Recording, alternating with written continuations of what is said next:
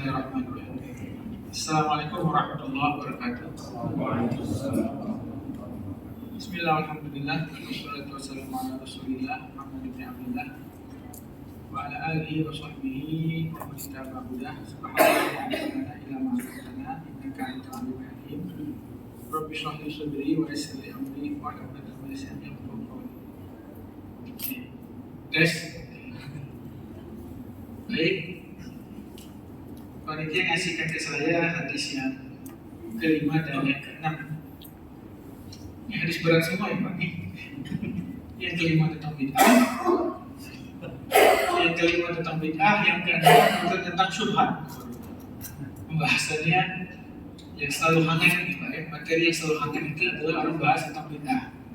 Nggak pernah selesai masalah itu. Dari zaman sahabat Nabi sampai sekarang ya tidak kelar-kelar itu. Kita bahas masalah ini. Mudah-mudahan dengan waktu yang diberikan kepada kita semua dan insya Allah kita bisa membahas sekelumit atau seteguk ilmu dari para kalam salaf, dari para ulama kita. Saya bacakan hadis. Bismillahirrahmanirrahim. An Ummil Mu'minina Ummi Abdillah Aisyah radhiyallahu anha qalat qala Rasulullah sallallahu alaihi wa alihi wasallam man ahdatsa fi amrina hadza ma laysa minhu fa huwa radd. Rawahu al-Bukhari wa Muslim.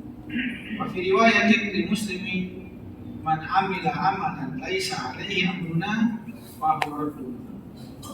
Dari Ummul Mukminin Ummi Abdillah, ibunya Abdillah, Aisyah, yaitu Sayyidatina Aisyah. Kita tahu Aisyah ini adalah istri Nabi Shallallahu Alaihi Wasallam. Dan beliau tak punya anak, tapi tetap diberi gelar Ummu Abdillah. Atau dalam bahasa Arab sebutnya itu kunyah. Padahal Sayyidatina Aisyah tidak mempunyai anak, tapi diberi kunyah dengan gelar Ummu Abdillah. Ya. An Ummil Mukminin Ummi Abdillah. Beberapa salaf menganjurkan kita membuat kunyah.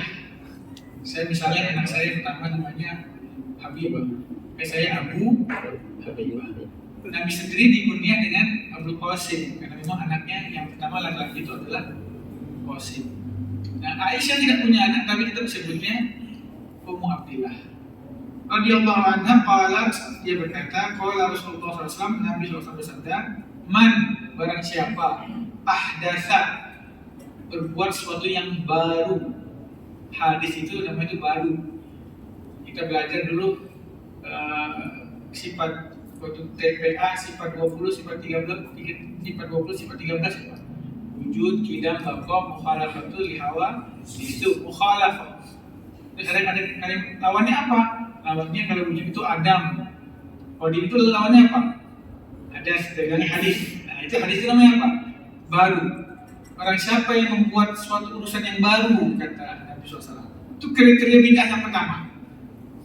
Dia adalah sesuatu yang baru, tidak pernah dilakukan sebelumnya oleh Nabi Muhammad. Yang kedua, fi amrina hadza, pada urusan yang ini, urusan kita ini. Yang urusan kita ini maksudnya adalah urusan kita ini adalah agama, bukan urusan dunia. Mobil nggak ada zaman Nabi, mobil nggak bid'ah karena bukan dalam masalah yang sifatnya ritual agama. Itu kriteria yang kedua. Ini insya Allah bisa aman kita, bisa sepakat semuanya seperti itu. Insya Allah nggak ada Pak sekarang orang yang membid'ahkan sendok garpu, nggak ada. Kita sepakat semuanya. Nggak ada yang membid'ahkan apalagi sesuatu yang sifatnya duniawi yang tidak ada pada masa Nabi. Ini ada lelucon yang di YouTube itu terkenal. Lelucon itu video anekdot itu dari Yordania. Cuma lucu sekali itu di Timur Tengah geger itu ketawa. Lalu diterjemahkan ke Indonesia. Indonesia juga geger itu. Kisah orang yang bertaksi. Ingat ya, selalu di stop oleh seorang yang berpahaman bid'ah yang salah. Lalu begitu duduk di belakang, tukang taksi mengatakan, "Afwan saya mau nyalakan AC karena ini panas." "Iya kan." wal mukayyif, jauhi oleh mukayyif itu. Kenapa? Apakah mukayyif AC itu ada pada zaman Nabi? Tidak ada. Matikan itu AC, kan ada. Matikan dia. Nah, terus, saya izinkan saya nyalakan radio. Apa itu radio? Apakah ada zaman Nabi? Tidak ada. Apakah ada zaman Nabi radio itu? Tidak ada. Tutup radio buatan orang kafir itu. Ya Allah, tutupnya lagi. Dan lagi, apinya berdering. Saya mau terima jawal itu HP. Wahal yukti jawal fi ahli Nabi gitu. Apakah HP ada di zaman Nabi? Tidak ada. Buang HP itu. Matikan. Akhirnya dia tanya, saya mau nanya. Iya. Apakah ada taksi zaman Nabi SAW? Tidak ada. Berhenti deh. Turun kau dari taksi. Ini onta sana. Ini salah satu salah memahami bid'ah. Karena bid'ah itu bukan pada masalah dunia, tapi pada masalah agama. Nah, perayaan Maulid Nabi SAW, apakah itu agama, apa kebiasaan? Kita kumpul itu. Perayaan Isra Mi'raj, apakah itu ibadah, apa itu hanya adat? Itu terjadi perbedaan. Bagi mereka yang menganggap perayaan Isra Mi'raj, perayaan Maulid Nabi hanya kebiasaan, duduk-duduk saja, tidak ada ibadah murni seperti sholat dan puasa, maka Maulid Nabi itu tidak terkategori bid'ah, karena dia bukan amal ritual, dia hanya kebiasaan. Tapi menganggap bahwa itu ada ibadah sendiri, kamu menganggapnya bid'ah. Terus, ini yang ketiga Pak. Pertama satu, dia ahdas. Dia sesuatu yang sifatnya baru. Fi amrina, pada urusan yang sifatnya agama, ritual agama. Yang ketiga, ma laisa minhu, bukan bagian dari agama. Itu yang tiga inilah yang terjadi perselisihan, perbedaan. Itulah yang terjadi perselisihan juga perbedaan di antara kita. Oke, bid'ah itu sesuatu yang baru, Nabi yang melakukan, siap. Kedua, dia urusan agama, siap. Yang ketiga ini, dia bukan bagian dari agama. Berarti ada sesuatu yang sifatnya baru, lalu dalam urusan agama, tapi dia bagian dari agama, maka itu tidak bisa dikategorikan sebagai bid'ah. Nah, ini yang terjadi perbedaan. Kapan mulai terjadi perbedaan itu? Bukan antara NU Muhammadiyah atau Salafi dengan non-Salafi. Kan terjadi saat pada masa Khalifah Umar bin Abu Bakar Siddiq. Karena banyaknya hufaz, banyaknya penghafal Quran yang wafat saat memerangi nabi palsu, Musailimah al-Kadzdzab, maka Umar mengatakan, ini kalau yang hafal ini meninggal ini, kita nggak bisa jaga Al-Quran ini. Karena saat itu Al-Quran tidak dibukukan satu buku, jadi masing-masing sahabat pegang Al-Qurannya sendiri. Ya, ada yang di kulit kambing, ada yang di tempat-tempat sendiri mereka. Nggak ada Al-Quran yang dilakukan. Ini kata Umar, kalau hafid sudah meninggal semua ini, nanti sahabat berpencar-pencar memberikan Islam. Wah, ini Al-Quran nanti bisa kemana-mana, hilang gawat ini. Maka Umar mengusulkan kepada Abu Bakar Siddiq, ya Abu Bakar, bagaimana kalau kita bikin mushaf satu, kumpulkan, taruh satu. Apa kata Abu Bakar Siddiq? Apakah aku melakukan sesuatu yang Nabi tidak pernah lakukan? Ini baru nggak Pak? Ahdas. Nabi dulu jelas Al-Quran itu hanya dihafalan sampai di kertas masing-masing, nggak ada yang dibuka. Itu ahdas. Bahwa itu urusan agama nggak? Jelas Al-Quran. Tapi ini bagian dari agama tidak? Apa keluar dari agama? Abu Bakar menganggapnya ini tidak ada kemaslahatan di sini. Kata Umar, Wallahi demi Allah Abu Bakar, inna khair, baik ini baik. Taruhlah, bikin satu. Terus Umar merayu itu. Nah, ini udah ada perbedaan pendapat tentang bid'ah antara Sayyidina Abu Bakar Siddiq dan Umar bin Khattab. Kata Umar, baik ini baik, tapi ini baik, ini minhu, ini bagian dari agama. Menjaga Al-Quran itu bagian dari agama. Ayo dirayu sama Abu Bakar Siddiq itu, akhirnya beliau mau sampai yang syarah, sampai terbuka hati Abu Bakar Siddiq. Itu Pak, cantiknya sahabat berbeda ini. Tidak ribut, tidak berantem, saling menjawab di YouTube. Ustaz ini jawab lagi, perang begitu, nggak habis kita. Baiklah kata Abu Bakar Siddiq. Nggak bilang kalau dia mau Umar, aku ini lebih dulu masuk Islam dari kalian kamu. Nggak gitu Abu Bakar Siddiq. Ya udah, terus Umar merayu ini baik. Dibikinlah panitia pengumpulan mushaf. Siapa yang jadi tuanya saat itu? Sahabat yang masih muda, tapi cerdas dan pintar. Maka Nabi katakan kalau kalian ingin tanya ilmu faraid, ilmu waris, tanya dia ya. Siapa namanya sahabat ini? Namanya Zaid bin Thabit. Dipanggil itu nama Abu Bakar Siddiq, Zaid, kau tugaskan sebagai panitianya. Wah, kata Abu Bakar Siddiq, kata Zaid apa? Demi Allah, seandainya aku disuruh mengumpulkan gunung daripada mengumpulkan ini, lembar-lembar ini, lebih baik saya angkat gunung aja lah. Sakit takutnya, nah begini nggak pernah Nabi lakukan. Tapi dirayu lagi, akhirnya terjadilah mushaf itu diletakkan beberapa lembar, tapi belum jadi mushaf Utsmani. Yang di tangan itu mushaf Utsmani, nanti terus mengalami perubahan sampai sekarang. Tapi yang kita nikmati itu Qurannya Sayyidina Utsman itu terus. Nah ini sesuatu yang baru, tetapi Umar menganggapnya baik. Nah, maka gimana kalau sesuatu itu baru dan dia bagian dari ibadah, tetapi dia itu bagus, dia itu bagian dari agama, tidak merusak, itu bidah atau tidak? Inilah terjadi perbedaannya antara para sahabat sampai ulama-ulama kita sekarang. Makanya tidak usah mau nyatu-nyatukan.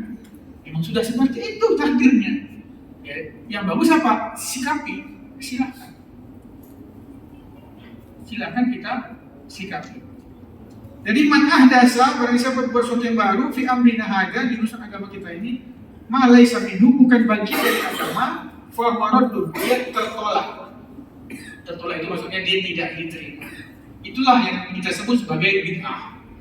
Baik Bapak, sebelum kita mendefinisikan bid'ah, saya kalau sering debat itu sama orang, saya minta apa definisi bid'ah. Selalu pakai hadis ini, betul. Tapi ketika mengaplikasikannya ke amalan orang, banyak berbeda kita. Orang yasinan malam Jumat, dibilang bid'ah. Orang kunut subuh, dibilang bid'ah. Coba dicocokkan dengan hadis ini, cocok nggak kita membid'ahkan orang kunut itu? Makanya sebelum kita mendefinisikan bid'ah, kita definisikan dulu lawannya. Ada terkadang sesuatu itu, suatu benda itu, suatu nama itu, dia kalau ingin didefinisikan, definisikan dulu lawannya. Apa lawan bid'ah ini? Lawan bid'ah ada, kalau halal lawannya haram, jelas. Mubah lawannya wajib, oke. Lawan bid'ah apa? Berdapat di sini. Ulama mengatakan tolong definisikan dulu lawannya bid'ah, baru kita tahu bid'ah itu lebih jelas. Lawannya bid'ah adalah sunnah. Bid'ah sunnah. Nah sunnah itu apa? Jangan bilang sunnah itu adalah kalau dilakukan berpahala, ditinggalkan tidak berdosa. Itu sunnah menurut orang ahli fikih. Sunnah itu gini Ustaz, sunnah itu adalah perkataan Nabi, perbuatan Nabi, ikrar Nabi. Itu sunnah menurut orang ahli hadis. Apa aslinya sunnah itu? Di Al-Quran banyak kalimat sunnah awali. Di hadis Nabi kalian akan mengikut sunnah-sunnah yang orang-orang Yahudi dan Nasrani. Apa sunnah di sini? Kalian akan mengikuti sunnah-sunnah orang Yahudi dan Nasrani. Apa sunnah tersebut? Kalau kita lihat secara bahasa, sunnah itu artinya adalah thariqah, yaitu bermakna jalan. Berarti sunnah Nabi itu apa? Jalan Nabi Sallallahu Alaihi Wasallam. Berarti bid'ah itu apa? Yang tidak sesuai dengan jalan Nabi Sallallahu Alaihi Wasallam. Setiap perbuatan yang baru pada urusan agama yang tidak sesuai dengan semangat Nabi Sallallahu, beda dengan arah Nabi Sallallahu, bukan perbuatan Nabi. Jadi kalau seperti ini jangan diartikan bid'ah itu adalah suatu perbuatan yang tak pernah dilakukan Nabi. Itu belum sempurna itu. Mengumpulkan mushaf, satu mushaf nggak pernah Nabi lakukan, tapi Abu Bakar melakukan, Utsman melakukan. Kurang lengkap itu. Tiga ini nggak boleh lepas. Kalau lepas satu habis, maka kita akan mudah membid'ahkan orang. Jadi secara bahasa, sunnah itu apa? Jalan. Bid'ah itu adalah suatu amalan yang bertentangan dengan jalan Nabi SAW. Apakah pernah terjadi? Ada. Hadis Bukhari, ini tiga orang ini yang jelas bid'ah apa? Ini insya Allah kita sepakat, siapapun insya Allah mau dia aliran apa, pasti semua sepakat ini. Tiga amal ini bid'ah ini. Datang tiga orang ini menghadap Nabi SAW. Satu, ya Rasulullah, saya akan membujang seumur hidup saya, nggak akan nikah saya. Nabi saya perempuan itu melalaikan saya dari Allah. Nabi diam, baik. Sebelahnya bilang, ya Rasulullah, saya akan begadang terus sepanjang hidup saya. Dari maghrib sampai subuh saya jangan tidur. Qiyamul lail terus. Saya nggak mau tidur. Ya udah, terus sebelah lagi, ya Rasulullah, saya akan puasa seumur hidup saya. Seumur hidup saya akan puasa. Puasa sunnah ya Pak. Berarti bayangkan hari dia puasa. Nabi Daud aja puasanya sehari. Tidak, dia satu seumur hidup puasa. Apa Nabi katakan? Mana yang lebih kuat imannya? Kalian bertiga ini apa saya? Imannya lebih kuat siapa ayo? Iya, sahabat yang engkau lah ya Rasulullah. Kan kami jelas lah. Kalau ketemu Jibril, kami di bawah lah. Nah kata Nabi, saya aja menikah. Saya aja kata Nabi, puasa itu gak tiap hari. Kadang saya puasa sunnah, kadang saya tidak puasa sunnah. Dan saya gak pernah begadang semalam suntuk. Karena saya tidur dulu, tengah malam saya bangun sholat. Kalian ini mencelakakan diri kalian sendiri. Nah, apa kata Nabi di akhir hadis itu? Faman raghiba as-sunnati falaysa minni. Barang siapa yang berpaling dari jalanku, dari sunnahku, dia bukan golonganku. Inilah yang dikenal dengan bid'ah, yaitu memilih hidup memunjang. Seperti kalau di agama Nasrani itu pastor. Nah, itu di Al-Quran Allah bilang itu warahbaniyatan ibtada'uha. Allah bilang itu. Sifat kerahiban itu mereka orang Nasrani itu membid'ahkannya apa? Mencari-carikannya sendiri. Allah nggak pernah menyuruh adanya orang membunjang itu. Saya pernah diskusi Pak, karena saya di Kementerian Agama, saya diskusi sama teman saya penjuru agama Kristen. Saya tanya, Pak, kepastoran itu ada kan di ajaran Kristen? Nggak ada Pak. Dia bilang nggak ada. Kepastoran itu, membunjang itu tidak ada Pak di ajaran kami. Oh berarti kita sesuai dengan Al-Quran sebenarnya. Di Al-Quran itu, di Al-Quran Allah mengkritik, Allah mengecam orang-orang Nasrani itu karena mereka mensyariatkan membunjang itu. Dia enggak Pak, itu bukan ada ajaran dari kami. Itu ajaran di dalam kami lagi, bukan asli untuk pencucian diri, bukan bagian dari ajaran asli. Nah itu namanya bid'ah. Kita begadang terus, itu namanya bid'ah. Jelas, itu bid'ah jelas. Maka Nabi katakan di akhir hadisnya, "Faman raghiba an sunnati falaysa minni." Barang siapa yang berpaling dari sunnahku, maka dia bukan golonganku. Itu yang kita kenal dengan bid'ah yang sesungguhnya. Jadi kalau tanya, ada nggak bid'ah yang di masa Nabi SAW? Ada tadi, tiga orang tadi itu contohnya. Nah, tapi Pak, banyak ulama kita yang memilih membujang, lalu meninggal dalam keadaan bujang. Apakah itu dia melakukan kebid'ahan? Imam Nawawi itu ulama hadis yang bukunya dibaca di manapun sampai sekarang. Maksud yang hadis Arba'in Nawawi ini karena susunan beliau wafat dari usia 50-an, tidak beristri. Ibnu Taimiyah juga seperti itu. Hidup di penjara tidak beristri. Imam Qurtubi mengarang tafsir Jami' Ahkamil Quran juga memilih membujang. Nah, mereka membujang itu adalah karena mereka lebih memilih khidmat pada ilmu dan mereka tidak membutuhkan. Yang nggak boleh membujang itu adalah dia butuh, libidonya membutuhkan nikah, tapi dia tidak mau. Akhirnya dia melakukan perzinahan. Itu yang disebut bid'ah tadi. Tapi kalau dia tidak terhindar diri dari zina, lalu dia habiskan waktunya dengan kebujangannya untuk para bujangan itu untuk sesuatu yang bermanfaat, itu ulama tidak mengatakan adalah perbuatan bid'ah. Baik, kita kembali ke tadi Pak. Nah, karena berbeda pendapat inilah akhirnya wajar kita dalam berselisih apakah ini bid'ah atau tidak. Zaman Abu Bakar selesai, masuk zaman Khalifah Umar bin Khattab. Terjadilah bid'ah baru, yang bid'ah baru dan tanda kutip perbuatan baru yang Nabi buat, yang Umar buat. Apa itu Pak? Tarawih. Karena zaman Nabi SAW tarawih gak ada jamaah, hanya berapa 3 hari saja. Hari keempat Nabi nggak mau keluar lagi, aku takut nanti difardukan bagi kalian berat.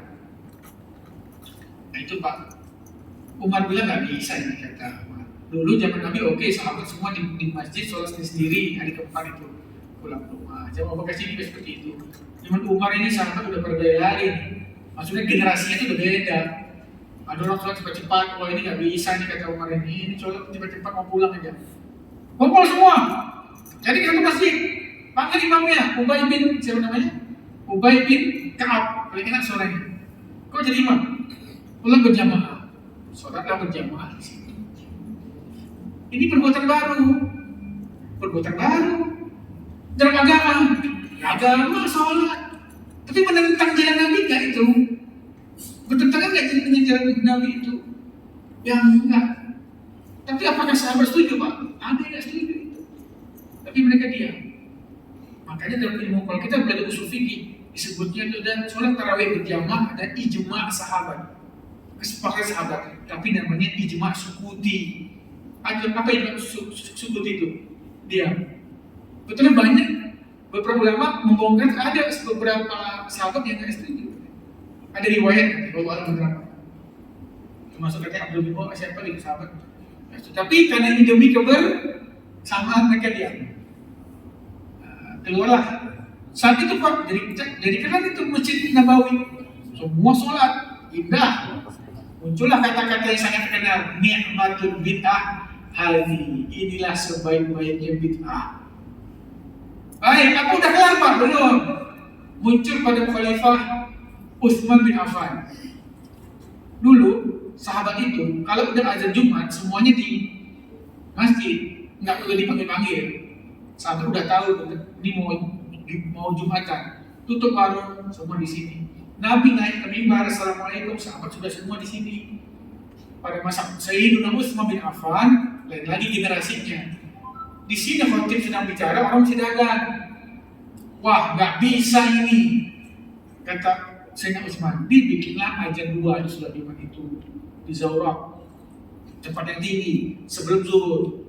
Itu ber, Allah udah azan ber, persis seperti kita puasa. Bel itu azannya siapa itu? Azannya Bilal. Itu menandakan bentar lagi udah mau subuh. Nah, Nabi silahkan kalau dengar azan Bilal makan aja. Begitu yang azan Abdul bin Maktum jangan, itu azan bisa masuk waktu sholat subuh. Dibikin 2. Utsman bikin seperti itu. Dibikin azan sebelum zuhur itu untuk mengingatkan orang ini segera ke masjid ya, untuk membatalkan perjual beli. Nanti udah semua di masjid baru azannya kedua. Apakah semua sahabat setuju? Ada juga sahabat yang tidak setuju. Imam As-Swadani dalam Subul Salam mengatakan Abdullah bin Umar tidak setuju itu. Tapi apa? Dia diam. Karena demi kebersamaan. Kelar masalah itu masih belum. Saat zamannya siapa? Khalifah. Kan Khalifah ya, dia seorang wali kota di Baghdad, gubernur namanya Hajjaj bin Jabbar, membunuh 300 tabi'in. Bayangkan. Tabi'in Pak dibunuh 300. Islam tersebar kemana-mana sudah. Al-Quran ini pakai Al-Quran zaman sahabat zaman Nabi itu, tidak ada titiknya Pak. Baknya gitu aja, nggak ada titik di bawah. Taknya gitu aja, tidak ada titik di atas. Wah ini bahaya ini. Kalau nggak ada titik, orang salah baca, maknanya bisa berubah. Kalau sahabat Nabi nggak usah dikasih titik Pak, bisa mereka baca, udah bahasa dia. Kalau orang Arab sekarang sama kayak kita Pak, sama.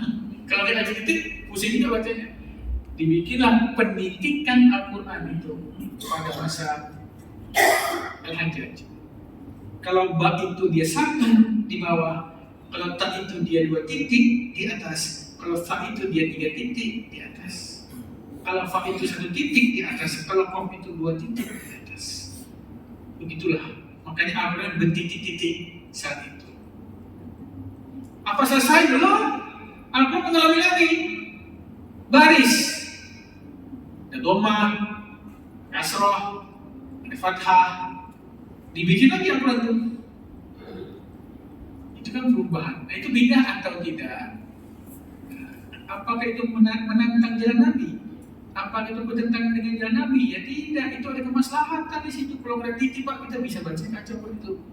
Kalau nggak ada panjangkan dia Pak umat itu samawati, nggak ada umatnya Pak, gimana Pak kita bacanya? Bisa salah-salah itu kita bacanya. Kalimat sa'ah sama sa'ah itu beda Pak. Kalau panjang sa'ah arti kiamat, jam, waktu. Tapi kalau sa'ah pendek artinya cukup. Karena waktu apa cukup luas, artinya sa'ah itu luas. Kosong luas, beda-beda. Itu susahnya. Makanya kan, karena ada kemaslahatan, maka itulah definisi yang ketiga. Dia bertentangan dengan jalan Nabi SAW. Baik, apakah sudah clear Pak masalah bid'ah ini? Belum, sampai sekarang ya masih terjadi perselisihan juga di antara para ulama. Saya ingin bahas yang pertama, kunut dulu. Oke lah, bagi anda yang nggak mau kunut silahkan, tapi kalau membid'ahkan kunut jangan. Karena di hadis yang lain konsekuensi yang dikatakan kullu bid'atin dolalah, setiap bid'ah itu adalah sesat. Wa kullu dolalatin finnar, setiap yang sesat itu di neraka. Dan Bapak bilang orang ikut subuh masuk neraka. Enaknya nggak subuh aja sekalian berarti kalau masuk neraka itu. Lebih dari 400 juta di dunia ini umat Islam bermadzhab Imam Syafi'i. Asia Tenggara itu mayoritas 90% bermadzhab Syafi'i. Mesir itu juga kalau ada yang Hambali, ada yang Hanafi, tapi madzhab Syafi'i banyak. Yaman itu Syafi'i semua. Ratusan juta Pak madzhab Syafi'i yang kunut dalam sholat subuh. Kita bilang neraka mereka. Pakai logika. Tapi ini Ustaz ada hadis-hadisnya, mana hadisnya? Dari Al-Asja'i ketika tanya apakah Nabi SAW kunut subuh dalam belakangnya. Anakku itu adalah muhdas, itu adalah perbuatan muhdas, perbuatan baru. Ingat Pak, kalau salaf mengucapkan muhdas baru, belum tentu itu bid'ah.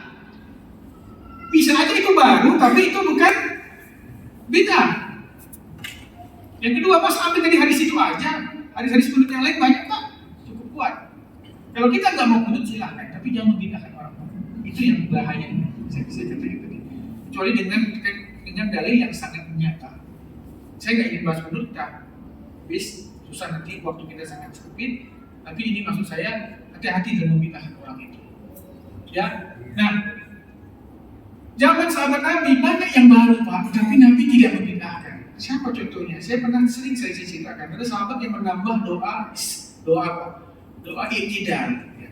Nabi ngajar kita Rabbana lakal hamdu min samawati min ardi wa min ma syi'ta min syai'in ba'du. Dalam hadis Muslim di Bukhari juga ada. Seorang sahabat menambah itu. Ketika sami Allahu liman hamidah dia tambah Rabbana lakal hamdu hamdan katsiran thayyiban mubarakan fihi. Tambah. Terus udah dia nambah, dikerasin lagi. Dia udah nambah, dikerasin lagi. Apa ada yang mau di sini jelaskan bacaan iktidal?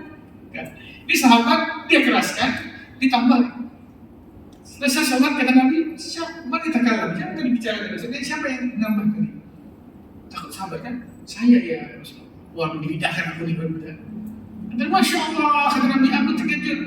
Pujianmu tadi itu tambahan zikirmu tadi itu. Rabbana lakal hamdu hamdan katsiran thayyiban mubarakan fi itu kata Nabi. Aku lihat 30-an malaikat turun berlomba-lomba menulis pahlamu itu. Ini kan enggak bid'ah. Karena menambah pujian kepada Allah apa salahnya? Yang gitu. Dan pakai bahasa Arab juga bahasa Indonesia gitu. Itu baru bid'ah benar gitu. Batal salahnya. Nah bagi mereka yang mengatakan enggak, itu karena dibenarkan oleh Nabi. Itu bid'ah. Tapi karena Nabi benarkan, itu tidak bid'ah. Oh salah. Nabi tidak membenarkan itu. Nabi hanya menceritakan malaikat turun. Tanpa Nabi benarkan pun malaikat sudah nyata.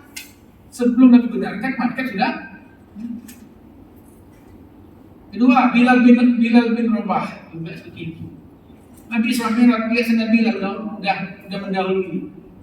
Dan Nabi sedang Bilal dah keluar di surga. Nah, turun ke bumi, panggil Bilal. Bilal, ya saudara. Ini apa nih? Sedang ini udah mendahului masuk surga nih. Ayo ya apa nih? Apa amalan yang kau buat nih?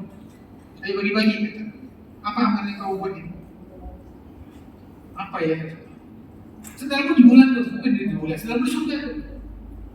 Dia bilang saya ini ya Rasulullah, kalau betul wudhu, saya wudhu lagi, memperbarui. Lalu saya sholat sunnah 2 rakaat. Saya sholat sunnah habis wudhu, saya sholat sunnah 2 rakaat. Karena saya baru wudhu. Yang kita kenal dengan sholat sunnah. Nah itu tuh kata Nabi, itu yang gua sedang mau masuk surga itu. Ayo amalkan seperti yang Bilal amalkan. Beda nggak Pak itu? Nabi nggak pernah nyuruh tuh, nggak ada kata Nabi habis wudhu, sholat 2 rakaat. Nah, itu sunnah siapa tuh? Sunnah Bilal. Tapi Nabi membenarkan itu. Kenapa enggak? Apa salahnya sholat habis wudhu? Itu baru nggak Pak? Lalu itu apakah itu ibadah? Ibadah. Bertentangan dengan Nabi SAW? Tidak. Nabi nggak pernah melarang sholat. Yang Nabi larang sholat adalah sholat sunnah habis waktu, habis sholat asar sama habis sholat subuh. Itu aja yang Nabi larang untuk sholat sunnah. Yang lain nggak, jadi bebas, nggak ada masalah. Itu Pak. Yang tiga, untuk terakhir aja supaya kita nggak panjang, kita masih ada baca syubhat ini. Dulu zaman Nabi masjid itu apa ya? Masjid Nabawi sama Masjid Kuba. Masjid Kuba itu punya imam sendiri. Imamnya itu sangat suka bawa Qul Huwallahu Ahad. Dia bukan berarti nggak hafal. Kita kan suka Qul Huwallahu Ahad karena nggak hafal. Misalnya gini, dia baca Sabbihisma rabbikal a'la, pasti ditutup dengan Qul Huwallahu Ahad. Rakaat kedua dia baca Al-Ataka Haditsul Ghasyiyah, ditutup dengan Qul Huwallahu Ahad. Imam protes, ini kenapa ini? Ini nggak pernah Nabi lakukan ini. Itu Pak, sahabat beda. Qul itu kan cukup pakai surat Al-An'am disandingkan Qul terus. Nah, Nabi datang di situ tiap Sabtu. Nabi suka datang ke Masjid Nabawi. Nabi pakai kendaraannya. Dia Nabi suka sholat duha itu diubah pada hari-hari tertentu. Nah, Nabi datang nih. Ayo semua kumpul. Ya Rasulullah, kami mau tanya nih apa? Kami ngadu sama imam kami. Kenapa? Imam kami nih selalu menyandingkan Al-Ikhlas terus, Qul terus dalam sholatnya. Kenapa ya Rasulullah? Kau nggak pernah buat seperti itu, tapi dia buat seperti itu. Katakan Nabi, panggil dia begini, datang. Kata Nabi, kenapa kau seperti itu? Dia bilang, nggak tahu ya Rasulullah. Saya cinta benar dengan surat ini. Favorit saya surat ini. Kalau nggak saya baca itu gimana gitu? Nabi tersenyum Pak. Kata Nabi, insya Allah kau masuk surga dengan surat Al-Ikhlas. Ini sahih Pak hadisnya, riwayat Tirmidzi dan ditarik Imam Bukhari. Enggak, tidak. Yang terakhir Pak, ini lebih lucu lagi. Di tafsir Ibnu Katsir menulis ini juga di hadis Bukhari. Banyak masalah kalau saya jelaskan. Sahabat yang melakukan Nabi nggak pernah banyak sekali. Baik,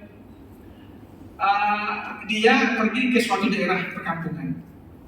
Namanya Arab itu punya tradisi istidhafah. Arab itu punya tradisi menerima tamu. Dia datang ke suatu negeri tapi nggak ada yang mau menjamunya. Ayo jamu saya nggak mau. Sampai akhirnya penduduk itu tergigit oleh binatang berbisa. Tidak ada yang bisa menyembuhkan itu. Lalu dia dipanggil dengan rombongannya. Dipanggil, tolong dong, ada penduduk kami kena gigitan ular, kena gigitan binatang berbisa. Bisa nggak kau sembuhkan? Mana sini? Dibacakannya Al-Fatihah. Sembuh. Padahal Nabi nggak pernah ngajarin Pak. Sembuh. Karena sembuh, penduduk kampung senang Pak. Dikasih hadiah. Jadi karena dia meruqyah, ruqyah itu bukan ruqyah yang jinni Pak. Maksudnya ruqyah itu mengobati orang yang terkena. Lalu dia pulang ke Madinah, dibawa itu ke kambing, dia nggak dimakan. Tanya ke Rasulullah, ya Rasulullah, saya dapat hadiah ini. Kompensasi sebagai saya membacakan Fatihah pada orang yang sakit, sembuh orang itu dengan Fatihah saya. Nabi tanya, Mama yudrika annaha ruqyah, kau tahu dari mana itu Al-Fatihah bisa bikin ruqyah? Nabi begini. Dan kau tahu dari mana itu? Ini panggil gitu bahasa kita. Ini panggil kau tahu dari mana itu Al-Fatihah bisa buat nyembuhin orang sakit? Ya nggak tahu semua. Kan Al-Quran syifa, Al-Quran itu obat. Biasa baca aja. Nabi bilang, terus gimana? Dapat apa kau? Kata Nabi. Dapat beberapa ekor kambing. Nah, potong. Aku minta. Bukan Nabi minta itu rakus Pak. Untuk menunjukkan bahwa itu adalah halal, boleh. Nabi sangat lembut Pak itu. Pernah zaman Nabi itu bid'ah dan sunnah menjadi satu. Nabi gak hantam semua Pak. Nabi pisahkan. Yang sunnah kan Nabi sunnah, yang bid'ah tidak. Pernah terjadi. Dalam hadis Muslim ada sahabat yang tidak ikut perang. Dia nggak mau ikut perang. Terus dia malu, lalu dia menyiksa dirinya.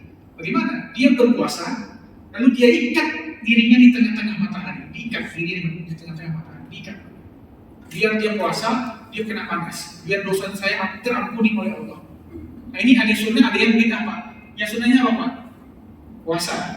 Yang bid'ahnya apa? Menjemur diri. Datang orang ke Nabi, ya Rasulullah, si fulan karena dia ingin bertaubat, taubatnya diterima, dia berpuasa dan menjemur dirinya di tengah terik matahari. Apa kata Nabi? Suruh dia lepaskan talinya, lanjutkan puasanya. Udah main hantam aja Pak. Sekarang enggak ada amalan, ada bid'ah sunnah, bid'ah semuanya. Nabi lain, yang bid'ahnya kita buang, yang sunnahnya tetap. Nah, itu yang Rasulullah SAW ajarkan kepada kita itu seperti itu. Baik, jadi bid'ah juga bermacam-macam Pak. Ada yang sampai bid'ah itu bisa membuat orang kafir, ada yang bisa membuat orang fasik, ada yang bid'ah itu hanya istihadiyah.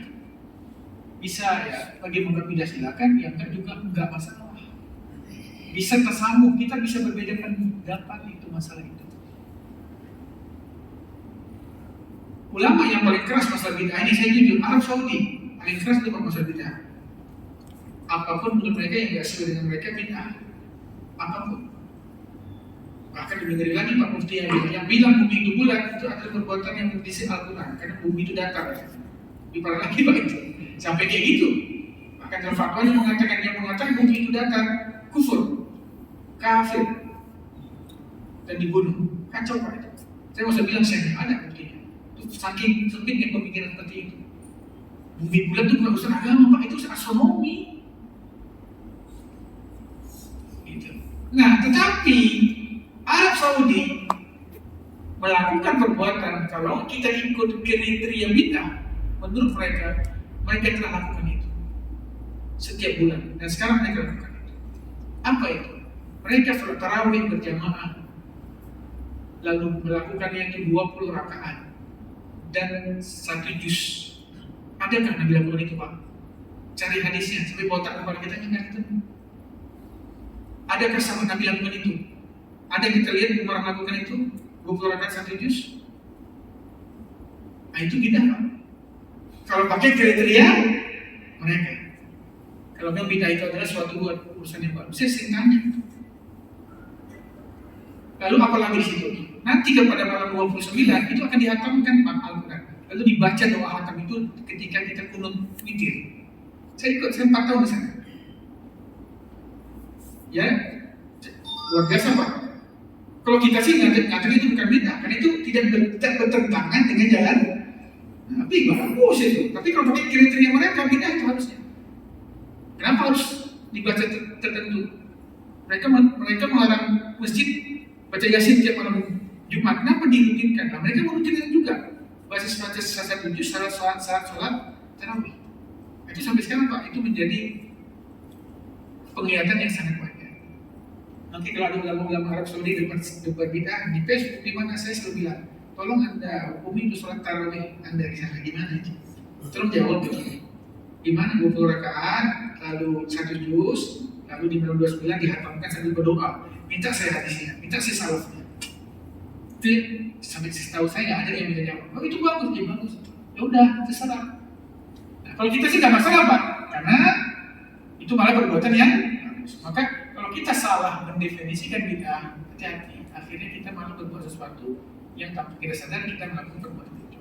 Jadi membahas bid'ah itu sangat-sangat luas Pak, susah untuk kita bahas. Yang jelas bagaimana sekarang sikapi dengan ramah, yang tidak ya sudah, nggak mau juga nggak masalah. Menurut saya tidak bisa ya sudah. Dan dengan Muhammadiyah itu sudah selesai Pak. Karena orang Muhammadiyah tidak membid'ahkan kunut lagi. Orang Muhammadiyah bilang kami tidak kunut, tapi mereka tidak membid'ahkan kunut, makanya aman Pak. Bahkan Buya Hamka itu tokoh Muhammadiyah pernah kunut karena di rumah umi orang Hindu yang berkunut. Pak Idam Khalid, tokoh Hindu yang sangat terkenal, pernah tidak kunut karena Pak Umi orang Muhammadiyah, nggak ada masalah itu bagi kita. Itu baik-baik saja. Tapi kalau muncul orang yang keras itu, ngeri Pak. Kalau sampai dibilang kunut itu bid'ah, masa orang yang keluar itu masuk neraka? Itu yang poin yang paling kita jaga. Baik, kita masuk hadis yang kedua Pak. Masuk hadis yang kedua tentang syubhat. Saya bacakan lagi hadisnya. Bismillahirrahmanirrahim. Ini bid'ah lagi Pak, bacakan aja Bismillah. Ini kan kedua kita Pak. Ya kan? Ada kemarin ibu ngadu ke saya, Pak Ustaz, saya ini dibilang bid'ah kenapa? Habis baca Quran saya bilang Sadaqallahul azim, bid'ah. Nabi nggak pernah habis baca Quran bilang Sadaqallahul azim. Terakhir yang lebih lucu, orang punya Al-Quran dia cium habis baca Alhamdulillah Rabbil Alamin. Bid'ah. Karena Nabi nggak pernah cium mushaf. Iya, cium Nabi nggak ada mushaf. Kenapa seperti itu? Itu Nabi nggak ada mushaf ini ngomong. Makanya harus luas pandangannya. Tapi kalau ada orang seperti itu, jangan heran Pak. Di sahabat Nabi pun ada yang seperti itu. Bahkan ada seorang sahabat nggak mau makan buah. Dikasih buah nih, kenapa buah saya mau makan? Kenapa? Saya nggak tahu Nabi berlahir dari mana. Nah, itu seperti itu. Jangan heran. Ada yang seperti itu tuh ada. Ada sahabat Nabi namanya Abdullah bin Umar, anaknya Umar bin Khattab. Dia dalam musafir, lalu buang air kecil. Baru jalan 2 meter, buang air lagi di situ. Terus sahabat, ngapain kau buang air? Kan udah di sini. Enggak, aku pernah lihat Nabi buang air di sini. Aku buang air di sini. Jadi gak usah heran gitu.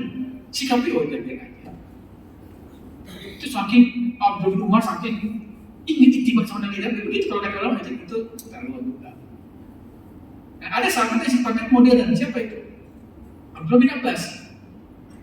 Dulu Pak, ketika Nabi umrah pertama, Nabi itu ketika umrah pertama, Nabi belum menguasai Ka'bah, belum menguasai Masjidil Haram, belum, karena masih dikuasai oleh kafir Quraisy, belum.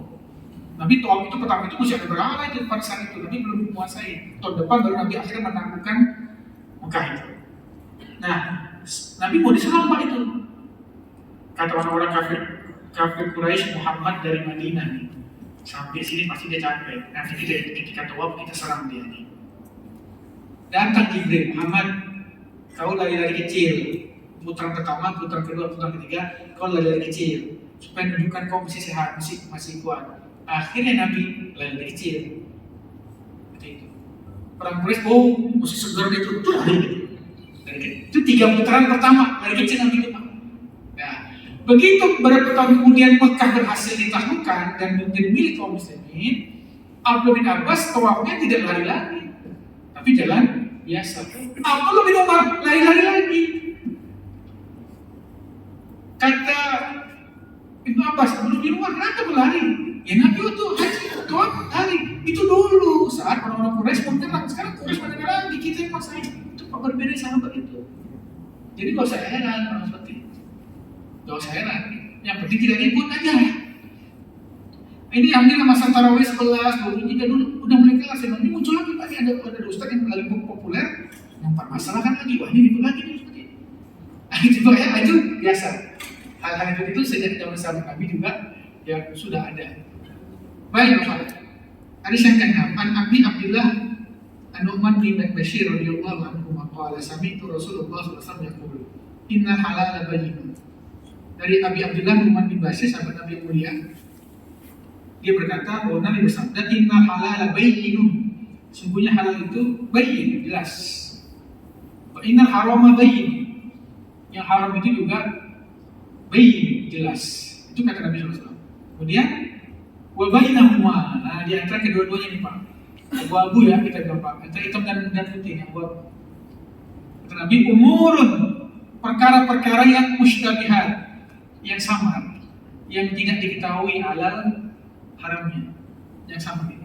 La ya'lamuhunna katsirun minan nas, tidak diketahui oleh kebanyakan orang. Nah ini yang kita sebut sebagai syubhat. Apa hukumnya syubhat itu? Dalam hadis ini jelas Nabi menyuruh kita menghindari yang syubhat. Sini Nabi katakan bahwasanya urusan yang syubhat itu tidak ada orang yang tahu, hanya orang khusus yang tahu tentang halal haramnya itu. Sementara orang-orang yang awam tidak tahu. Seperti itu yang Nabi katakan. Terus apa Nabi katakan? Faman ittaqa asyubhat. Orang siapa yang menjaga, menghindari dirinya dari syubhat, faqad istadroa, maka dia sungguh sudah istadroa. Dia memisahkan dirinya, melepaskan dirinya, lidini demi agamanya, wa irdi demi kehormatannya. Jadi kalau ada urusan yang tidak jelas halal dan haram, lebih baik kita tinggalkan. Ini halal apa tidak? Halal apa? Ada halal apa haram? Ada mengatakan halal, ada mengatakan haram. Lebih baik kalau kita bisa ambil aja yang mengatakan itu adalah haram untuk hati-hatian. Tapi itu untuk diri kita ya Pak. Bukan untuk kita menghukumi orang lain. Jangan orang melakukan syubhat kita ejek, jangan, dia terserah. Tapi untuk diri kita hindari. Benda ini, ada yang katakan haram, ada yang katakan tidak, ada yang katakan tidak tahu. Kita lakukan yang kira-kira buat kita selamat. Itu salah satu perbuatan syubhat. Syubhat itu kalau orang yang menghindari syubhat disebutnya warok. Zaman sekarang gimana Pak dari syubhat yang halal, yang haramnya susah? Ada itu sering Pak, seperti itu orang-orang. Pak, gak usah bicara haram, yang halal aja susah. Baik, faman waqa'a fi syubhat, barang siapa yang terjatuh dari perbuatan syubhat, waqa'a fil haram, dia jatuh dalam perbuatan haram. Seperti apa? Nabi ilustrasikan ke kita. Kara'i, seperti pengembala yang ayam mengembala haula sekitar 5 itu batas tanah Pak. Misalnya ini batas tanah ini. Ini tanah kita, ini tanah tetangga kita. Ini rumput kita, ini rumput tetangga kita. Kasih batas di sini. Nah, kalau kita suka bawa kambing kita ke batas ini, lama-lama pasti kambing kita akan masuk ke area rumput tetangga kita, kemakan haram. Maka nggak usah dekat yang suka subhat. Nanti kena itu tentunya. Lebih baik menghindar. Walaupun menghindari syubhat ini macam-macam itu Pak, tingkatannya macam-macam. Ulama itu juga kalau kita lihat kisah-kisah mereka syubhat itu dekat sekali. Zaman Abu Hanifah ada kambing Pak dicuri, kambing dicuri.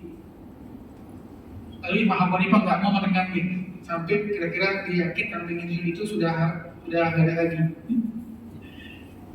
Padahal kalau hukum fikihnya, iya Pak, kalau hukum fikihnya, misalnya mencuri kambing, lalu dipotong kambing itu di rumahnya, lalu dijual sama dia di pasar, terus Bapak beli kambing itu, Bapak dosa nggak?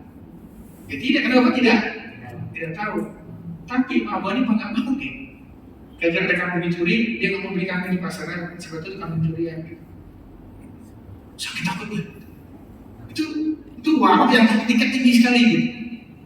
Lagi ulama beli madu, saya di Musad Basri saya beli madu, Pak. Dilihat madu itu buruk, ada cacatnya. Kalau dalam fikih boleh nggak dipulangkan Pak? Ya, boleh, ada cacat dikit, dalam fikih boleh. Dia nggak mau, nggak usah. Kenapa? Siapa tahu kalau ini dijual ke orang lain, orangnya itu sama madunya, bukan rugi. Itu luar biasa. Pernah saya juga ceritakan ada seorang ulama yang rumahnya banyak tikus. Lalu muridnya menganjurkan apa? Pelihara kucing. Chef, kau pelihara kucing supaya tikus berlari. Apa dia bilang? Nanti lari dari tetangga saya, kasih tetangga saya. Jadi saya termasuk orang yang menyakiti tetangga. Itu namanya berlebihan, tapi begitu ada. Lagi siapa lagi tuh Pak? Imam Abu Hanifah pinjam duit sama orang. Masalah dia pinjam. Nah, dia pinjam uang. Karena Imam Abu Hanifah masuk ulama pedagang yang sukses. Imam Abu Hanifah itu pedagang sukses kaya. Jadi ada orang pinjam uang sama dia. Kan uang nggak boleh dibayar, Pak. Pinjam 2 dinar, bayarnya 2. Dan nggak boleh difasilitasi apa. Terus dia pergi berjalan hujan. Terus Abu Hanifah berteduh ke suatu rumah supaya nggak kena hujan. Terus dia lihat, nah ini rumah yang minjem uang saya. Pergi dia Pak. Kemudian dia takut ini riba, kenapa? Karena saya pinjamkan dia uang dapat embel-embel berteduh di atap. Nanti kan berbiasa. Padahal nggak apa-apa, Bapak ngeluh kok. Nanti jangan-jangan ini bunga utang saya. Itu syubhat sampai tingkat seperti itu. Tapi Nabi melarang juga sampai keterlaluan itu jangan. Terutama syubhat yang menyampaikan ke batas was-was. Jangan Pak. Karena was-was itu dari syaitan. Dari syaitan itu. Takut itu, wudu itu. Ini udah kena kan? Akhirnya takut syubhat, takut dikena gua takut. Jangan. Kalau dalam wudu itu cukup persangka cukup. Enggak ada satu santri pernah cerita ayahnya itu punya penyakit was-was. Was-was itu apa? Kalau dia mandi hadas, mandi junub, dia nggak tahu Pak kalau pakai gayung. Takut ada yang nyelip, belum kena basah mandinya, soalnya salah gitu kan. Dia berendam Pak di bak. Jadi dia buka bajunya semua, dia nyelup di bak, diketok dari nah sini. Anaknya datang, nengok ya, Bapak mau tenggelamkan badan semuanya, lihat. Anaknya dia semua, udah Pak, baru ditendang. Itu nggak boleh Pak, itu namanya was-was. Imam Ibnu Hajar pernah melihat orang membasuh wajahnya 100 kali ketika wudu. Ini bahaya Pak, was-was.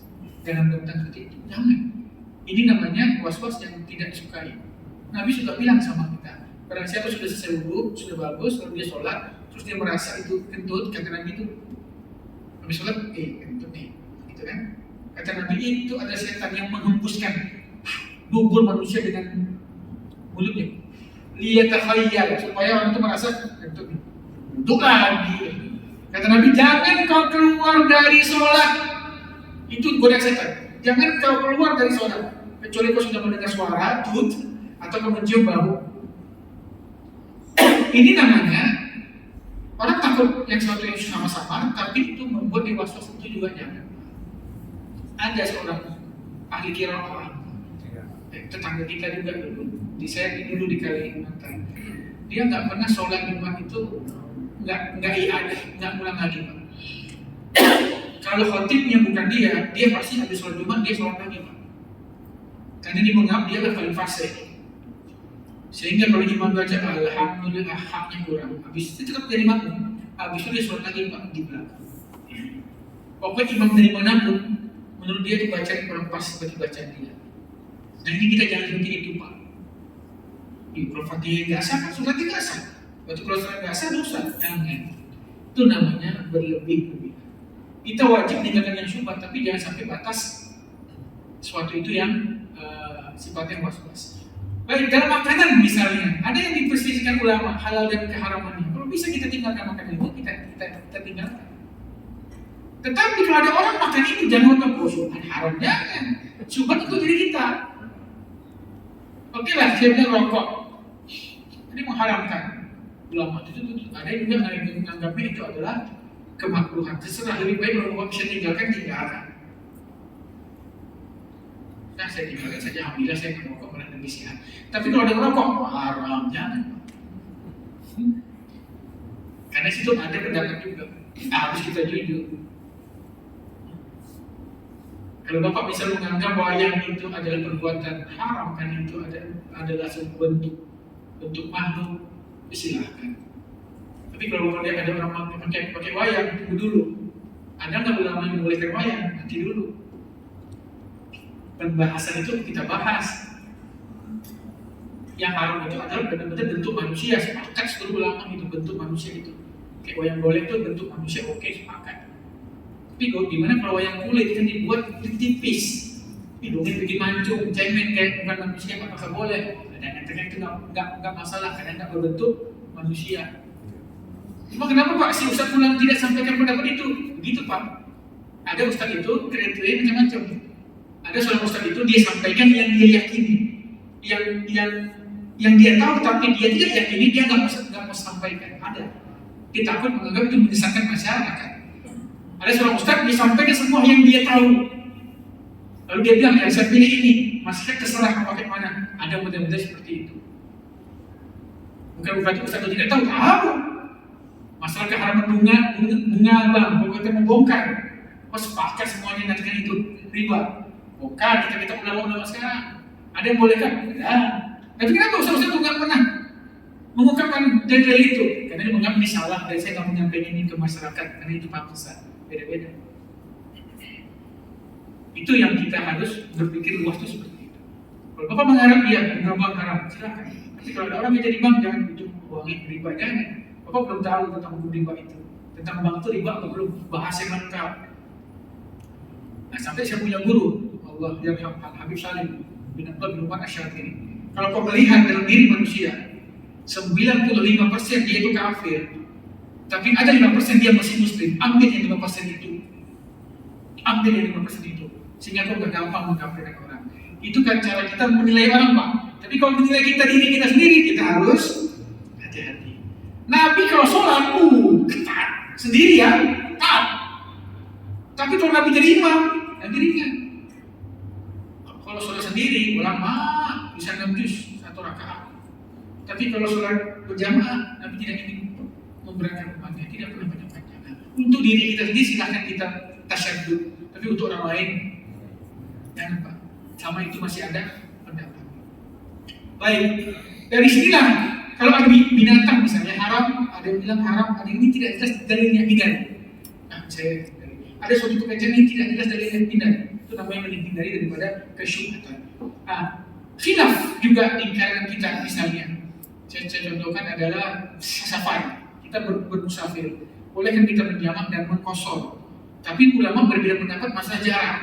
Imam Syafi'i jaraknya adalah 16 farsakh 4 burung. Kalau kita konversi ke kilometer 81 kilometeran, baru kita boleh, kalau kita punya tujuan ke situ, kita boleh menjamak dan mengkosor sholat. Tapi pendapat Abu Hanifah tidak. Dia minimal tuh 3 marhalah. 3 marhalah itu adalah 125 kilometer. Nah, di sini apakah berlaku syubhat tidak syubhat? Terserah. Kalau Bapak masuk perjalanan masih 100 km pakai Imam Syafi'i, silakan. Tapi ada ulama yang mengatakan, kalau saya di atas 125, karena ada ulama yang tidak membolehkannya. Terus masalah mengkosor itu Pak, kita musafir nih, lalu kita mengkosor. Mengkosor itu wajib apa boleh diambil, boleh tidak? Saya dari sini misalnya ke Surabaya, saya nggak mau menjamaah. Saya dari rest area saya berhenti dulu, asal saya berhenti di Asia, di rest area saya sholat asar. Nanti maghrib saya sholat asar. Ini kan jamaah masuk kan keringanan, mau saya ambil silakan, nggak cuma apa-apa.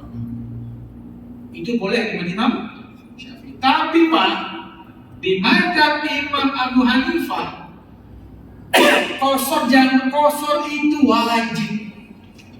Kalau enggak diambil, nggak boleh, salah sholatnya. Makanya kalau kita pergi pesantren, lebih baik kita kosor saja, karena ada ulama yang mewajibkan. Seperti itu Pak, cara kita bermuamalah dengan ini. Jadi kalau ada dua gaul, cari pendapat yang dua-duanya kena, sehingga kita sama. Kecuali kalau dalilnya dua-duanya kuat Pak, tidak masalah. Dalil yang tak kuat kuat, dan yang benar juga kuat, terserah Bapak mau gimana, terserah. Dua-duanya kuat kok. Karena kadang-kadang karena ada paham khilafiyah itu dua-duanya benar. Ada yang duanya, kalau ada pendapat A, pendapat B, ya satu benar, ini salah. Ada yang pendapat A, pendapat B, dua-duanya benar. Ada. Contoh hadis Bukhari itu, Nabi mutus sahabatnya ke Bani Quraidah untuk memerangi orang Yahudi. Karena orang Yahudi itu menikam Nabi dari belakang, maksudnya menyerang Nabi dari belakang. Saat perang Khandaq, Nabi serang 10.000 pasukan dari luar, mereka nyerang dari dalam. Padahal mereka tidak ikut perang, sama Nabi diayomi orang Yahudi itu. Nabi lagi diserang, mereka nyerang dari dalam. Allah tolong, alhamdulillah, Nabi kalau gitu mereka harus dihukum mati, karena mereka berkhianat. Nabi utus pasukan, pergi kalian ke Bani Quraidah. Terus Nabi katakan, la yusolliyanna ahadukum illa fi bani, la yusolliyan ahadun asra illa fi Bani Quraidah. Jangan salah seorang dari kalian sholat asar. Nabi utus itu zuhur Pak.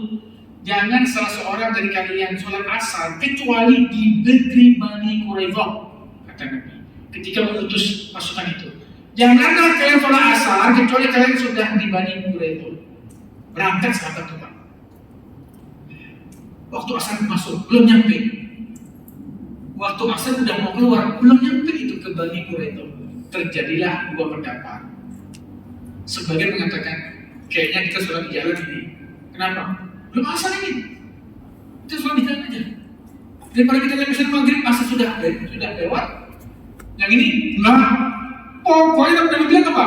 Jangan kalian sholat asar kecuali di Bani Quraidah. Nah ini sahabat terpecah Pak mazhabnya.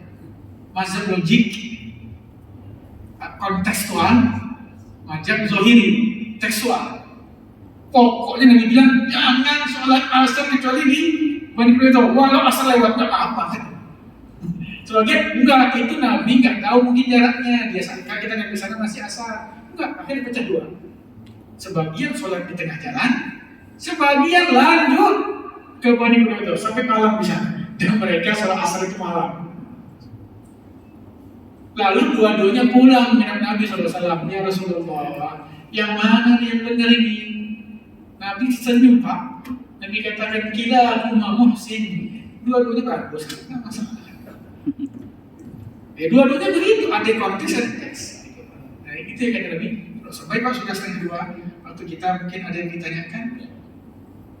Boleh? Ya, mungkin ada yang ditanyakan Pak. Silakan. Mungkin satu pertanyaan ada yang bertanya.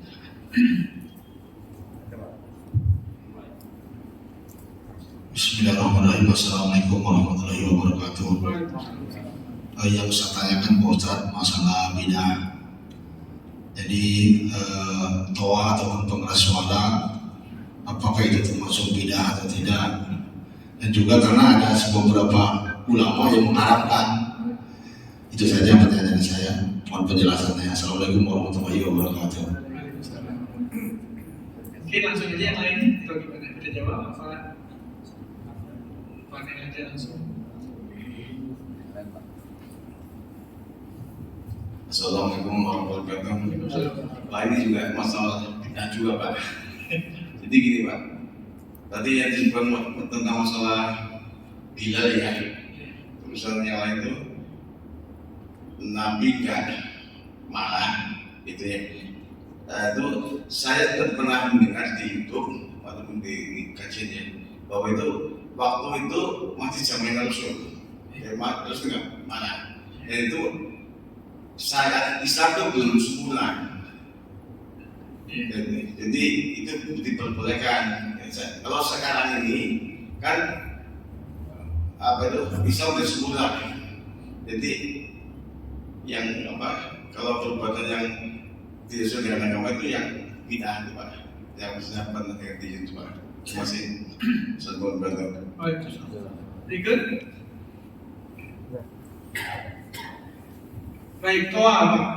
Ya memang saya pernah ke Jawa itu banyak kiai bukan ada azan ya, nggak ada haram. Padahal itu amalannya bukan salafi, amalannya kayak kita.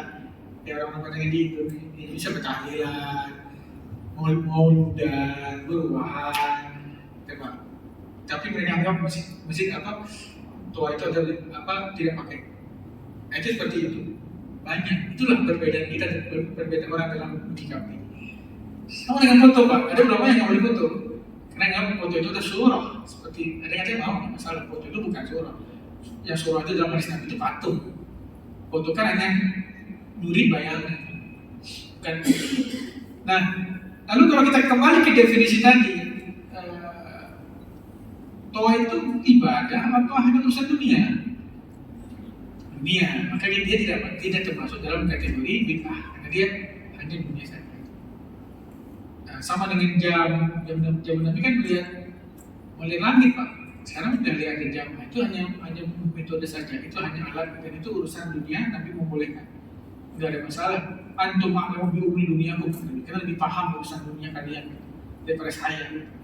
Karena Nabi dulu menyuruh mengawinkan kurma itu ternyata salah.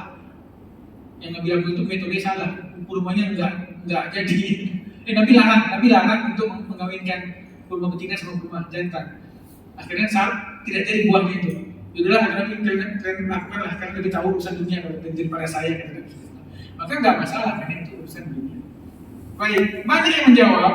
Sahabat yang melakukan perbuatan yang baru tadi tidak dianggap bid'ah. Kenapa? Karena saat itu Islam belum sempurna. Nah ini berarti membuat definisi baru Pak tentang bid'ah. Seolah-olah bid'ah itu boleh terjadi pada masa Nabi, sahabat dan tabi'in. Nah ini kita minta dalilnya mana? Gitu kan? Dalilnya mana? Hanya khusus ketiga generasi aja. Mereka selalu mengaku seperti ini. Karena begitu terus turun surat Al-Imran al-yawma akmaltu lakum dinakum. Terus wa atmamtu alaikum ni'mati wa raditu lakum Islam dinan, tertutup sudah seperti itu, maka tidak boleh lagi ada yang baru-baru. Kalau sebelumnya boleh. Ini pendapat mana Pak? Tidak ada ulama satu salaf pun yang mengatakan itu kecuali kaum salafi, kecuali syekh mereka itu. Silahkan dicari di kitab Syafi'i. Gak ada kalimat itu. Dia mengatakan bahwa begitu Al-Quran sudah sempurna, Nabi meninggal, nggak boleh lagi itu beda-beda. Kalau setelah Nabi boleh, nggak ada. Maksudnya gini Pak, waktu zaman Rasul itu syariat belum lagi pembuatan syariat Pak. Iya, tapi kenapa tadi? Oke lah, Nabi, kenapa tadi Umar menolak membukukan membukukan Al-Quran? Itu sudah Nabi wafat. Nabi udah wafat itu. Kenapa? Abu Bakar mengatakan aku nggak melakukan yang tidak Nabi lakukan. Padahal Nabi sudah meninggal, wahyu sudah turun, syariat sudah turun. Nah itu tadi definisi yang mengatakan begitu Nabi wafat, lengkap syariat, tidak boleh lagi yang baru-baru. Pembukuan Al-Quran itu pada masa Abu Bakar Siddiq. Nabi sudah wafat. Lalu Pak, zaman Utsman bin Affan, dulu Al-Quran itu pakai 14 bahasa Arab Pak. Bayangkan tuh, Al-Quran yang dipegang pakai bahasa Arab ini beda Pak. Ada beberapa sedikit beda dengan bahasa Arab yang ini. Banyak dulu. Berikut itu umat Islam. Kata Utsman, wah ini kalau bahasa Arab yang beda-beda, dibakar Pak sama Utsman. Disisakan satu bahasa Arab namanya bahasa Arab Quraisy. Yang di Al-Quran kita ini adalah bahasa Arab Quraisy. Kemana bahasa yang lain itu? Dibakar sama umat. Itu baru Pak, urusan baru. Nabi nggak pernah bakar itu. Umar nggak pernah bakar itu. Abu Bakar Siddiq nggak pernah bakar itu. Tapi demi supaya nggak ribut ini, demi nggak banyak versi, akhirnya Utsman membakar semua Al-Quran yang berbahasa Arab selain bahasa Arab Quraisy. Maka yang ada di tangan kita ini ada disebut Mushaf Utsman dan bahasa Arabnya bahasa Arab Quraisy. Nah itu Nabi sudah meninggal berapa tahun ya. Tapi saya hormati Pak pendapat itu. Ya, saya hormati pendapat itu. Jadi maksudnya kalau kondisi sekarang Pak, banyak ustadz yang insyaallah berlapatan ya, kita sebagai umat ini kita yang mana? Baik. Kita manusia dalam agama ini ada dua Pak ya. Pertama mujtahid. Mujtahid itu dia bisa langsung memahami langsung Al-Quran dan hadis. Oke Pak ya. Itu seperti ulama-ulama kita ya, Syafi'i, Abu Hanifah, sahabat Nabi. Ada yang kedua namanya muqallid. Muqallid ini apa Pak? Ngikut ya. Nah, bagi yang mujtahid, misalnya ulama yang ngerti, haram ngikutin orang karena dia udah punya kemampuan untuk itu. Dia udah paham, dia hafal Quran. Dia menghafal, dia bisa menguasai 14 bahasa Arab. Dia ngerti asbabun nuzul, dia tahu asbabul hadis, dia ngerti ilmu mustalah hadis, dia ilmu tafsir, dia hafal, dia tahu nasikh mansukh, usul fikih. Orang seperti itu nggak boleh ngikut orang lain. Dia harus ikut menurut pendapat dia. Makanya Imam Malik, ketika Imam Syafi'i belajar kepada Imam Malik, belajar belum ikut apa kata Imam Malik ikut. Begitu Imam Syafi'i sudah pintar, kata Imam Malik, haram kau ikut aku. Ikuti yang menurut kau. Karena kau udah hafal Quran, kau sudah tahu semua. Itu Pak. Nah pertanyaannya, kita ini sekarang di mana posisinya Pak? Apakah kita mujtahid, apa muqallid? Kalau kita muqallid, ya sudah, ikuti guru kita, nggak usah nyalakan orang yang ikutin gurunya. Misalnya, Bapak nonton TV Roja atau TV 9NU atau TV Roja yang Salafi. Lalu Bapak suka dengan pendapat itu, Bapak yakin cocok, silakan. Tapi begitu Bapak lihat tetangga Bapak sholat yang nggak sesuai dengan yang Bapak pahami, bid'ah, jangan. Karena kita belum sampai tingkat kita sama-sama muqallid. Kalau bukan itu Pak, sama-sama apa kata Ustaz saya, ya sudah, ikuti Ustaz. Makanya Pak dulu Imam Syafi'i ini siapa muridnya? Imam Ahmad. Imam Ahmad itu belajar sama Imam Syafi'i. Udah belajar nih, udah pintar, udah punya madhab sendiri. Imam Syafi'i punya madhab sendiri, punya pengikut sendiri. Imam Ahmad punya pengikut sendiri. Dan tahu-tahu muridnya Imam Ahmad ini Pak ngajar di kampung masuk ke kampung yang madhab Imam Syafi'i, ngajar fikih Imam Ahmad. Heboh, diusir. Lalu datang ke gurunya. Ya, guruku Imam Ahmad, kenapa? Saya ngajar di kampung itu. Kenapa? Saya diusir. Kamu mana? Kamu situ. Bagus kalau diusir. Nah itu macam guru saya. Jangan kau pakai di situ macam saya. Ya ribut. Gitu Pak. Imam Syafi'i pernah masuk ke lingkungan orang Abu Hanifah. Siapa diundang? Imam Syafi'i itu kan dengan Imam Abu Hanifah tidak ketemu Pak. Imam Abu Hanifah meninggal 150 Hijriah. Meninggal itu. Jadi dekat sekali dengan Nabi itu Pak, Imam Abu Hanifah. Imam Syafi'i lahirnya 150 Hijriah. Jadi tidak ketemu. Saat itu sebelum Imam Syafi'i muncul, Imam Abu Hanifah sangat terkenal. Fikirnya sangat hebat di mana-mana. Dilulukan. Sampai muncul Imam Malik. Ada lagi yang lebih hebat. Sampai muncul Imam Syafi'i. Terkenal juga. Penasaran nih murid-murid Imam Abu Hanifah. Siapa di Syafi'i ini? Siapa nama beliau Pak? Muhammad bin Idris. Sebutnya Asy-Syafi'i. Karena di kaki itu Asy-Syafi'i. Diundang Imam Syafi'i ke masjidnya yang di situ ada makam kuburan Imam Abu Hanifah. Yang undang itu murid-murid Imam Abu Hanifah. Diundang. Kami ingin tahu ilmu kau ini. Itulah gitu Pak. Tapi terus nggak ada yang menyebut kayak gitu. Maka akhirnya Imam Syafi'i datang ke situ. Kemudian dia sholat maghrib. Dia disuruh jadi imam. Walaupun ini murid ini nih yang dibahas ini murid-murid Imam Abu Hanifah. Ya Syafi'i Muhammad silahkan kau jadi imam Pak. Sholat maghrib. Imam Syafi'i tidak mengeraskan basmalahnya. Padahal di mazhab dia basmalah tidak ayat dari Al-Fatihah ayat pertama dan sunnah dikeraskan. Kenapa harus dipelankan? Tapi karena dia menghormati siapa Pak? Di belakang itu murid-murid Imam Abu Hanifah. Dia nggak keraskan. Nah setelah selesai ditanya, ya Imam, kenapa kau nggak keraskan seorang membasmalah di kenapa? Bukan karena mazhab membasmalah itu dikeraskan seperti ayat-ayat lainnya. Apa kata Imam Syafi'i? Aku menghormati orang yang dari kuburan ini. Itu juga seperti makam Imam Abu Hanifah. Aku menghormati Imam Abu Hanifah yang ada di kuburan ini. Begitu Pak indahnya. Bukan dia mengucapkan basmalah itu hanya khilafnya sunnah atau tidak sunnah, itu aja. Tapi mengajarkan manusia supaya jangan ribut-ribut, itu hukumnya apa Pak? Wajib. Imam Syafi'i ajarkan itu supaya jangan ribut, hanya baca basmalah ribut. Itu sampai seperti itu. Nah, makanya kalau tadi definisinya bid'ah dari yang kami katakan tadi itu definisi ulama-ulama Salafi. Bahkan mereka mengatakan bahwa kalau itu perbuatan bid'ah itu dilakukan oleh sahabat dan tabi'in tidak tertuduh bid'ah. Setelah tabi'in baru tertuduh bid'ah. Nah itu terserah. Itu adalah rumusan yang mereka buat sendiri. Silakan kita menghormati. Itu mereka mengambil dari Imam Syafi'i. Makanya rata-rata teman-teman Salafi itu kalau definisi bid'ahnya ngambil dari kita pagi di Som. Imam Asy-Syatibi dia membelah bid'ah itu seperti itu. Tapi harus diakui pendapat Imam Syatibi ini bukan pendapat ulama lama, dia ulama baru di Al-Andalusia, dia sekarang jadi Spanyol. Dan saat itu ulama-ulama semasa dia tidak setuju dengan definisi bid'ah dia, tidak setuju. Tapi dia punya pendapat itu terserah. Dan beliau ulama yang sangat alim luar biasa. Imam Syatibi itu alim luar biasa. Kalau ada yang mengikuti Imam Syatibi dengan definisi bid'ah seperti itu, ya monggo, silahkan. Nah kalau kita yang tidak seperti itu juga, ya juga silahkan. Yang penting, tadi kata Bapak bilang kita ikut yang mana? Ikut yang menurut Bapak yakin. Udah.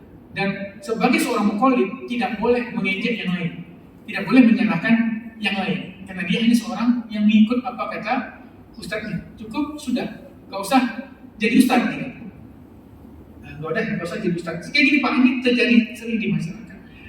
Ada orang yang saya, Ustaz ini ada tetangga kita ini pemabuk, peminum, tiap hari segala macam, begitu, nggak pernah ke masjid, Tahu-tahu udah ada suatu kajian, dia ikut itu kajian ini.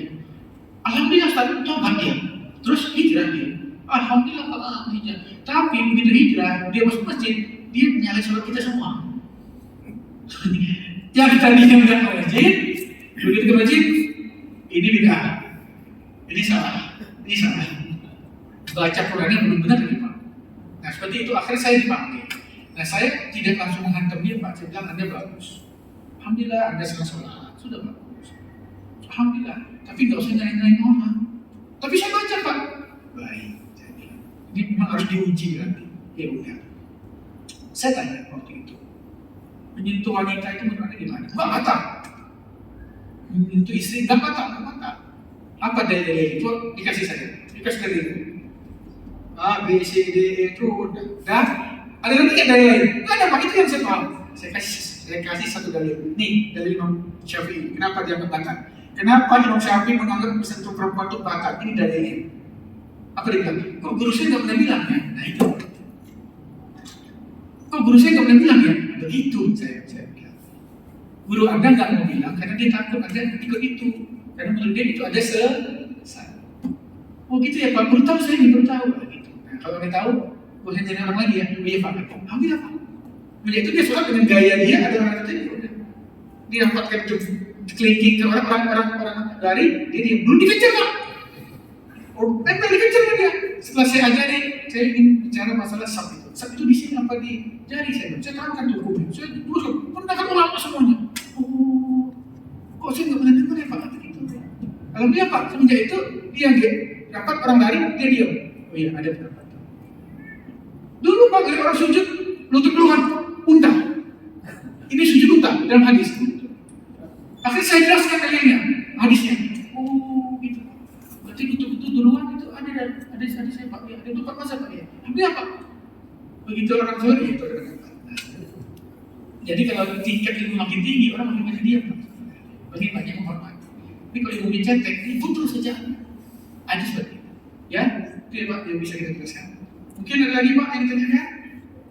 Atau saya cukup, mohon maaf menguras waktu Bapak sekalian, semoga Allah menerima puasa kita semua. Ya. Jadi yang sentuhan dengan pan tadi ya, yang batasnya. Lu kalau pernah baca tuh di Quran membatalkan. Nah, tapi di hadis kok boleh. Ya. Di Al-Quran tidak batalkan Pak, masih sama. Di Al-Quran bilangnya lamastumun nisa. Lamas itu bisa dua Pak, artinya bisa nyentuh, bisa bersetubuh. Bagi yang mengartikan itu bersetubuh, berarti nyentuh tidak batal. Bagi yang mengartikan itu adalah menyentuh, berarti sentuh saja yang batal. Tentang ayat kata itu surah Nisa ayat 41 Allah katakan aula lamastumun nisa, atau kalian melamas perempuan. Kalimat lamas itu bisa dua, bisa bersetubuh, bisa menyentuh. Yang mengartikan lamastum adalah bersetubuh, berarti nyentuh tidak batal. Yang mengartikan menyentuh itu adalah, yang mengatakan lamastum itu adalah menyentuh, berarti nyentuh saja batal. Nah kita yang mana ini? Di Al-Quran bilang lamastumun nisa, lamas itu artinya bisa dua, bisa nyentuh, bisa bersetubuh. Yang mengartikan menyentuh, berarti nyentuh saja batal. Yang mengartikan bersetubuh, berarti menyentuh belum batal. Yang batal adalah bersetubuh. Nah ketemu itu, karena kalimat dalam bahasa Arab lamas itu bisa dua, bisa menyentuh, bisa bersetubuh. Kita ke hadis, untuk supaya lebih jelas. Di hadis, beberapa hadis meriwayatkan Nabi mencium istrinya. Setelah Nabi cium, Nabi masuk masjid, sholat tanpa wudhu lagi. Imam Bukhari bilang hadisnya lemah, kata Imam Bukhari. Tidak bisa jadikan sandaran, kata Imam Bukhari. Siapa Imam Bukhari? Murid Imam Ahmad. Oke. Ketemu di hadis Bukhari. Oh, Nabi sholat tahajud di kamarnya. Kehalang kaki Aisyah. Nabi geser kaki Aisyah sambil sholat. Nah ini Nabi pegang kaki Aisyah sambil sholat. Dijawab oleh ulama Imam Ibnu Hajar, kaki Aisyah saat itu mungkin berselimut atau memakai pakaian sehingga nggak langsung nyentuh kulit. Nah, apa jawaban Imam Syafi'i Pak? Tuh Syafi'i Pak, luar biasa. Imam Syafi'i itu gurunya Imam Ahmad. Imam Ahmad itu gurunya Imam Bukhari. Imam Bukhari guru Imam Muslim. Bayangkan, berarti Imam Bukhari sama Imam Syafi'i mana yang lahir Pak? Imam Muslim belajar ke Imam Bukhari, Imam Bukhari belajar ke Imam Ahmad, Imam Ahmad belajar ke Imam Syafi'i. Mana lebih senior Pak? Jadi kalau ada anak muda sekarang, saya nggak ikut Syafi'i, saya ikut Bukhari. Itu bodoh banget Pak itu. Jarak Syafi'i ke Nabi lebih dekat daripada jarak Bukhari ke Nabi. Masa Imam Syafi'i nggak tahu hadis Nabi megang kaki Aisyah? Tahu Imam Syafi'i tahu. Lebih tahu Imam Syafi'i. Kata Imam Bukhari, Pak Imam Bukhari bilang, kalau saya menemukan hadis sanadnya Syafi'i, saya hormat, pasti sahih hadis. Baik, kata Imam Syafi'i dalam Al-Quran kalimatnya lamastumun nisa. Lamas bisa dua, bisa menyentuh, bisa bersetubuh. Tetapi ada qiraah syadz. Kita di Al-Quran itu ada qiraah mutawatir, ada qiraah syadz, ada qiraah ahad, ada tiga itu. Ada satu qiraah di Al-Quran, lamnya pendek, lamastum. Lamastum itu pasti artinya menyentuh, bukan bersetubuh. Maka kata Imam Syafi'i, qiraah syadz ini menafsirkan makna lamas itu. Di qiraah yang mutawatir lamas artinya bisa menyentuh, bisa bersetubuh. Tapi di qiraah lain yang pendek namanya lamastum itu artinya menyentuh. Berarti menyentuh saja kata Imam Syafi'i. Pernah nggak di TV Roja Pak dibilang ini? Pernah nggak di kayaknya Salafi dibilang ini? Karena mereka hanya menunjukkan dalilnya saja, dalil lawannya tidak. Sama di TPN itu juga gitu Pak. Kalau menerangkan dalil itu aja, dalil dia.